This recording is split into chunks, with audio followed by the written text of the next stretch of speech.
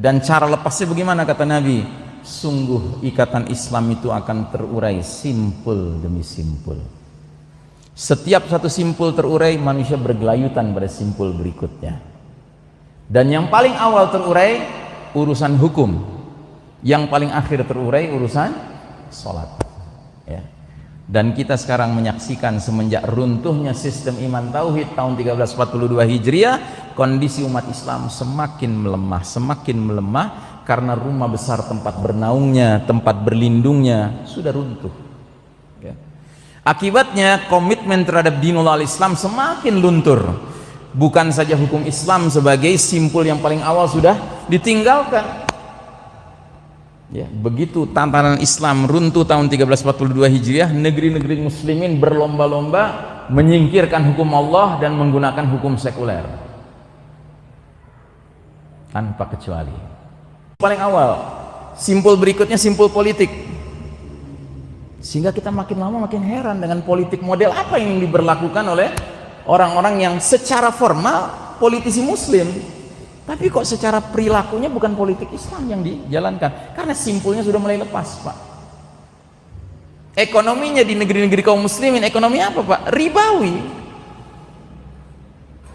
Budayanya sudah bukan budaya zikrullah, tapi budaya fiktor, pikiran-pikiran kotor. Pendidikan sudah bukan pendidikan Islam, tapi pendidikan sekuler. Sehingga kebanyakan orang tua sudah tidak punya lagi semangat mendidik anaknya untuk menjadi ulama yang menjadi sinar bagi masyarakat, tapi lebih senang kalau anak jadi tukang insinyur atau tukang dokter. Karena apa? Pendidikannya sekuler, mengutamakan dunia. Semua simpul demi simpul, Pak. Sampai akhirnya kita sekarang menyaksikan simpul terakhir sedang mereka upayakan untuk terurai, ya. Padahal ada kaidah fikih dalam agama ini yang sudah sangat jelas. Kita sudah tahu dari dulu, Pak. Al-aslu fil ibadatu al-hadhar. Hukum asal ibadah adalah haram, Pak. Jadi beribadah dalam Islam itu nggak boleh dikarang-karang, Pak. Nggak boleh pakai kreativitas, inovasi, nggak boleh. Cukup ikuti saja bagaimana yang Nabi contohkan.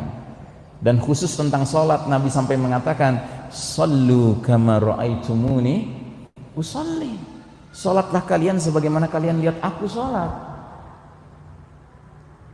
Berarti sholat berjamaahlah kalian sebagaimana kalian melihat aku dengan para sahabatku berjamaah, ya kan? Begitu dong. Sedangkan kata Nabi kepada para sahabat saat akan mulai sholat, para sahabat bilang, Rasulullah datang pada kami, mengusap bahu-bahu kami, pundak-pundak kami, dada-dada kami, meluruskan shaf, merapatkan barisan. Kata Nabi, la takhtalifu sufufakum, janganlah berselisih dalam barisan kalian, shaf kalian, sehingga berselisih hati kalian. Dan shaf yang berselisih itu maknanya apa? Maknanya dua. Sudahlah nggak lurus, nggak rapat pula. Itu makna dari shaf tidak atau berselisih. Dan yang seperti itu pasti akan menyebabkan hati pun berselisih. Dalam hadis yang lain kata Nabi, tegakkan shaf-shaf kalian, sejajarkan pundak-pundak kalian, tutup celah-celah di antara kalian. Ini ucapan Nabi, ya, bukan ucapan Ihsan Tanjung. Kalau ucapan Ihsan Tanjung Anda boleh protes. Sebab Imam Syafi'i pernah mengunjungi, menziarahi makam Nabi. Dia katakan di atas makam Nabi, pendapat siapapun selain penghuni makam ini boleh kita terima, boleh kita tolak. Tapi kalau sudah pendapat penghuni makam ini, hendaknya wajib kita terima. Nah, Nabi bilang, tutup celah-celah di antara kalian yang sholat berjamaah, ya. Terus Nabi lanjutkan, lemah lembutlah terhadap tangan saudara kalian. Jadi kalau Anda masuk dalam shaf itu jangan kasar-kasar, ya, lembutlah, karena kiri kanan itu saudara kalian. Terus Nabi ulang lagi soal celah. Apa kata Nabi selanjutnya soal celah? Ya, wala tazaru furujatin lisyaitan. Jangan kalian biarkan celah-celah itu untuk syaitan. Nabi bisa lihat syaitan, kita nggak bisa lihat syaitan. Pernah Nabi mimpin sholat, ada sahabat yang celahnya sedikit saja, nggak rapat, celah sedikit. Selesai sholat Nabi bilang apa? tadi aku lihat ada setan berupa anak domba nyelip di antara kalian. Itu kalau celahnya kecil. Kalau celahnya besar, sekeluarga domba kali. Ya. Kakeknya, neneknya, mantunya, cucunya hadir semua. Gitu. Ya. Dan sekarang di masjid-masjid tertentu, Pak, alhamdulillah masjid ini enggak ya, itu dikasih tempat khusus buat setan, dikasih tanda. Nah ini tanda buat setan, gitu. Ini logika iman loh Pak, saya bicara logika iman, saya bukan bicara mengejek, bukan. Ini bukan soal ejekan, ini soal begitu kata Nabi, begitu kita harus yakini. Yang lebih mengerikan selanjutnya apa kata Nabi? Man wasala saffan wasalahullah wa man qata'a saffan qata'ahullah. Barang siapa menyambung saf, Allah sambung dia. Barang siapa memutus saf, Allah putus dia. Urusan sambung dan putus ini urusan apa? Urusan rahmat Allah. Alangkah ruginya. Sudah bersusah payah berwudu, berjalan dari rumah, merasa sudah sholat berjamaah di masjid, tapi ternyata di mata Allah nggak dapat rahmat. Karena apa? Karena arahan Nabi tidak dikerjakan. Hadis berikutnya, apa kata Nabi? Ala tasuffuna kama tasufful malaikatu inda rabbiha. Apa kalian tidak bersaf berbaris sebagaimana para malaikat berbaris di hadapan Rabbnya? Para sahabat bingung lah, nggak pernah lihat malaikat, ya kan? Mereka bertanya, bagaimana sih para malaikat bersaf di hadapan Rabbnya? Kata Nabi, para malaikat itu berlomba di saf awal dan mereka menempel satu dengan lainnya. Masya Allah Ta'ala.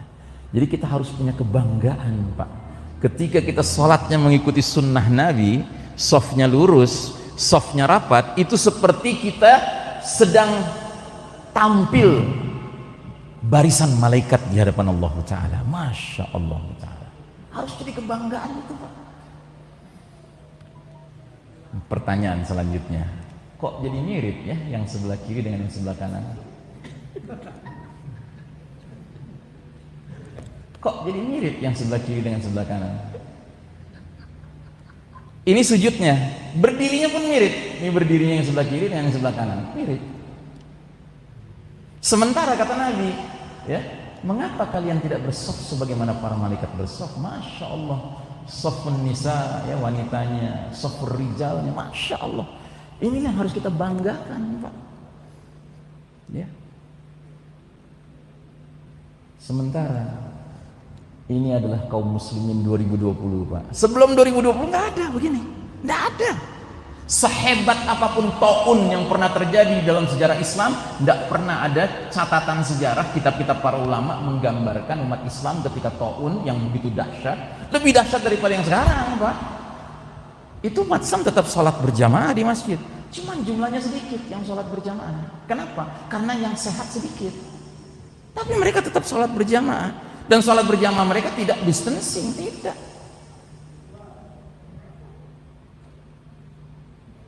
Nah, saudara rahimakumullah.